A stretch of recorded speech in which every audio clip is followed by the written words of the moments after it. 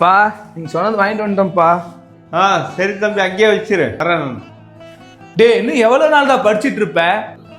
டே மயிறு, நீ எப்படா வேலைக்கு போவ? ஃபர்ஸ்ட்டு நீ வேலைக்கு போகாம நான் தான் குடும்பத்தோட சுமையெல்லாம் தாங்கிட்டு இருக்கணுமா? இன்னும் 1 வருஷம் தான்டா, அவன் படிச்சு பாஸ் ஆயிடுவான்டா. பாஸ் ஆகணும்னா அப்புறம் என்ன, ஒரு பிரச்சனையும் இல்லை நம்ம குடும்பத்தில். பா நீ சப்போர்ட் பண்ணாதப்பா. ஃபர்ஸ்ட்டு இவன் டிஎன்பிஎஸ்சி எக்ஸாம் எழுதி பாஸ் ஆகி என்னப்பா பண்ணிடுவான்? இவன் குடும்பத்தை காப்பாற்றணும்னு இருக்கா? இப்போ இவனும் படிக்காம ஒழுக்க மாதிரியே வேலைக்கு போயிருந்தானே, இப்போ எல்லாரும் சம்பாதிச்சிருக்குமாமா, ஏதாவது கடன் வந்திருக்குமா? எல்லா குடும்ப பிரச்சனையும் என் தலையிலே போட்டுருக்குறீங்க. டே ஒழுக்கமா புக்கில் தூக்கி வீசிட்டு ஒழுக்கமா வேலைக்கு போகிறேன். படிக்கிற கிடைக்குன்னு சொல்லி ஏமாந்து சுற்றிட்டுன்னு வச்சுக்கோ, அவ்வளோதான் மரியாதை. டிஎன்பிஎஸ்சி எக்ஸாம் பாஸ் ஆகி இந்த மாதிரி உங்கள் வீட்லேயும் ஏதோ ஒரு பையன் படிச்சுட்டு இருப்பாங்க, கவர்மெண்ட் எக்ஸாம் தான் போவேன்னு சொல்லி.